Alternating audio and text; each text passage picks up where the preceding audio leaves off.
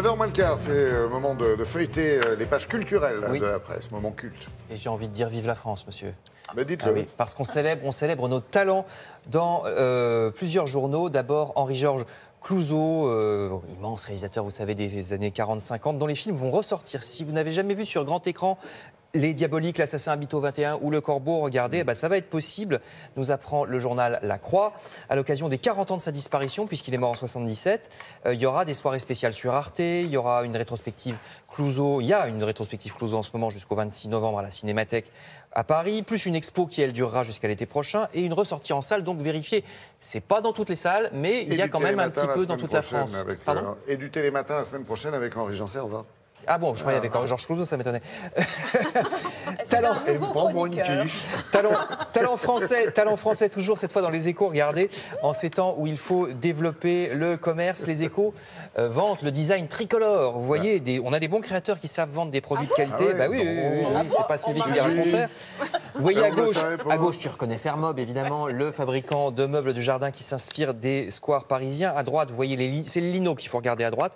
C'est les ateliers Tarkett qui s'occupent du lino, ou bien encore des barrières pour, si vous avez une jolie terrasse, vous mettez des jolies barrières. Vous voyez, vous avez vu brièvement la photo, voilà, on la revoit à gauche.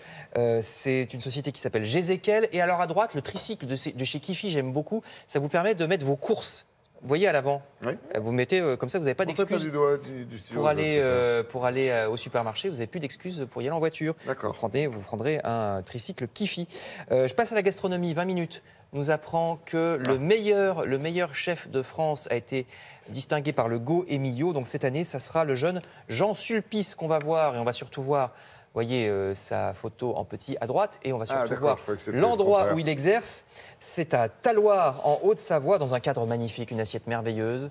À partir de 90 €, nous dit 20 minutes. Alors, si vous n'avez pas les moyens, oui, mais attendez, c'est le meilleur de France, selon le Bohémio. Ah oui, c'est vrai. C'est quand même raisonnable, 90 € encore, si c'est le meilleur de France. C'est se faire un cadeau, dit Sylvie, elle a raison.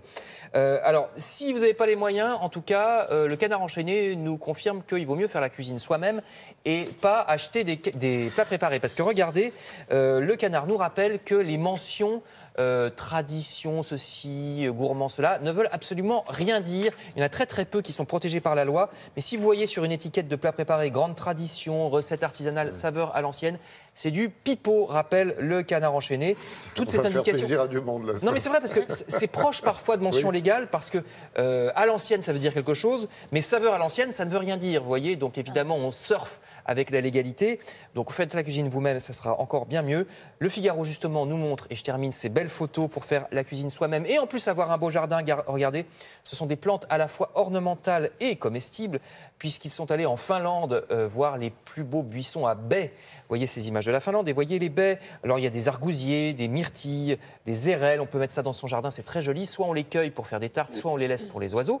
Et le Parisien d'ailleurs nous apprend que dans les champs, désormais, on sème de plus en plus à l'automne des fleurs. Beaucoup dans les champs. Des fleurs, les gens s'aiment dans les champs, mais peut-être pas en hiver. Donc les fleurs en automne, pourquoi ? Parce que ça attire perdrix, faisans et lièvres, et en plus ça dépollue les sols, donc c'est tout bénef. Ici c'est dans un village de l'Oise qui s'appelle Avrechy et c'est dans le Parisien. Merci beaucoup pour ces mots.